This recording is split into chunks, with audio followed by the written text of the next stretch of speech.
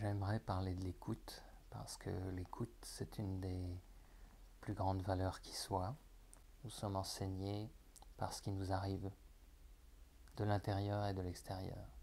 Et cet enseignement ne peut être pris, ne peut être reçu que dans l'écoute. Je vais prendre un exemple simple. Quelqu'un vous dit quelque chose. Vous avez l'habitude d'interpréter les paroles avant même de les avoir comprises. Vous avez l'habitude de répondre trop vite, de parler trop vite. Vous allez remarquer que vous n'êtes pas présent à ce que vous ressentez, que le centre d'attention est plutôt sur la personne ou entre vous et la personne. Ce centre d'attention vous décale. Vous êtes déjà sur le qui-vive, à l'affût et prêt à une réaction automatique. La première chose à faire est donc de ramener le centre d'attention au niveau du ressenti, qui est aussi le lieu de l'écoute.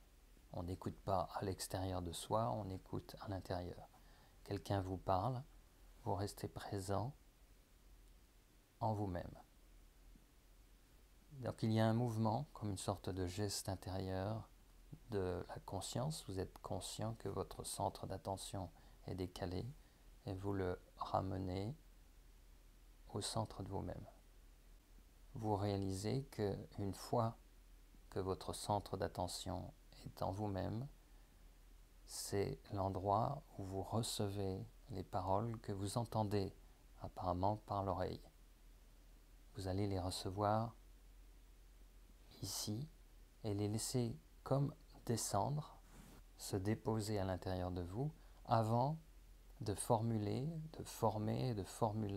une réponse, une réaction, un acte quelconque.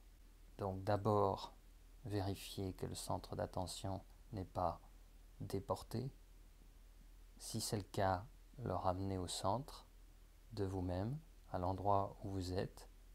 Si vous avez besoin d'un point de repère, vous le faites avec la respiration. Vous revenez au centre de la poitrine et vous rejoignez votre respiration.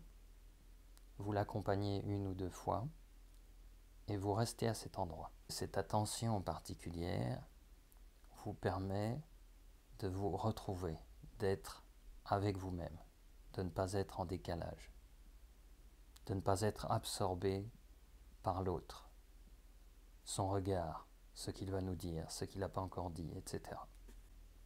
Ça veut dire laisser le temps à l'autre de terminer ses phrases, rien que ça, pour commencer. L'autre termine sa phrase et vous entendez, vous recevez et vous laissez se déposer en vous jusqu'au dernier mot ce que l'autre vous dit. Vous n'essayez pas de l'interrompre, vous n'essayez pas de placer votre réponse avant que l'autre ait terminé. Votre priorité, c'est de laisser descendre en vous et d'entendre et de recevoir, de réapprendre cet acte intérieur. Ensuite, vous observez l'émotion qui s'éveille dans la rencontre avec cette parole d'un autre. Et conscient de cette émotion que vous pouvez nommer intérieurement, vous savez à partir d'où vous allez répondre, à partir de quoi vous allez formuler une réponse. Si vous ressentez une colère, vous ne pouvez pas être dupe, vous savez que votre réponse va être colérique.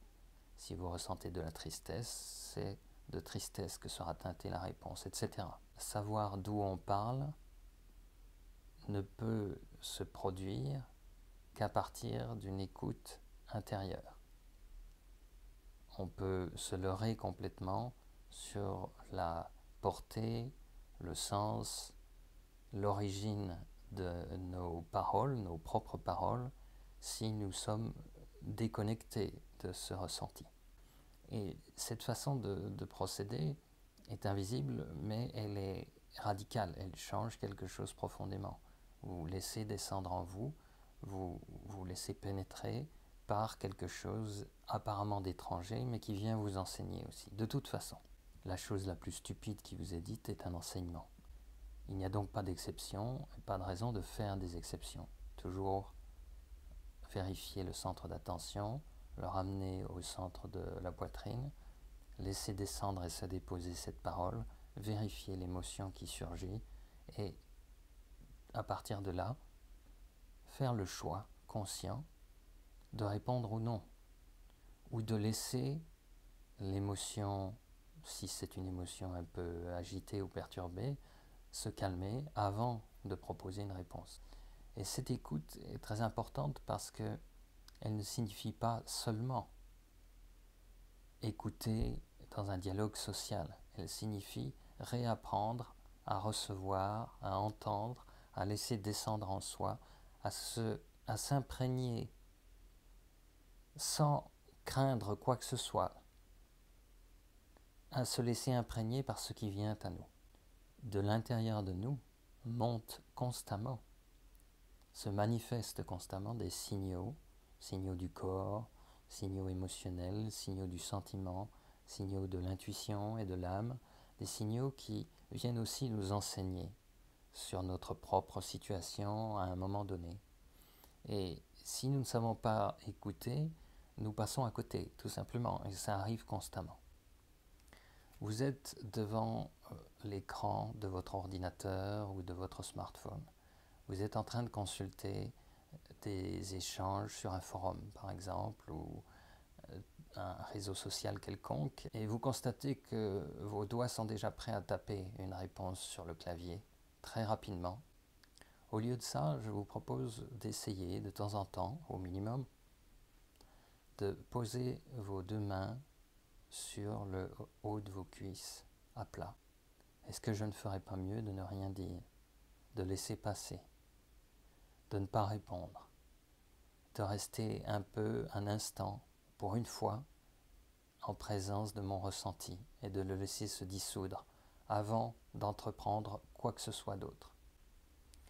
Et puis, il y a l'écoute au moment de l'enseignement direct, c'est-à-dire le fait que vous soyez en présence de quelqu'un à qui vous demandez une aide, un conseil, ça peut être un ami, un thérapeute, un maître spirituel.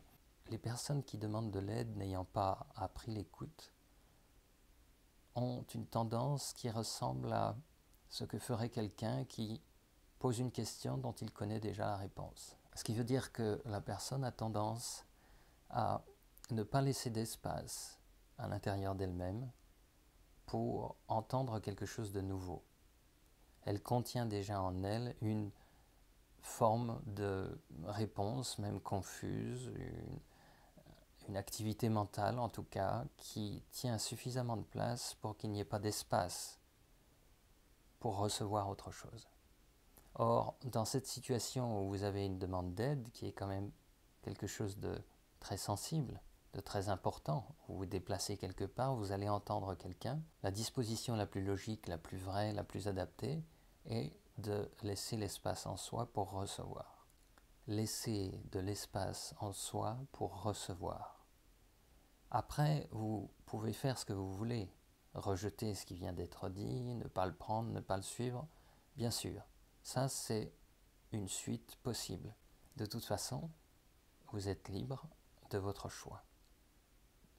Mais ce choix devrait être précédé par l'écoute. Souvent, vous court-circuitez vous-même la possibilité d'être aidé à cause de cette non-écoute, de cette écoute partielle que vous croyez être une écoute. Laissez descendre, laissez venir jusqu'au cœur de vous-même une information, un événement, une parole. Et quand vous êtes en demande d'aide parce que vous vous sentez dans une impasse, vous avez un souci ou une détresse, il est d'autant plus important pour vous de franchir ces barrages. Vous pouvez aussi aller marcher dans la nature, dans un bois au bord de l'eau, et écouter.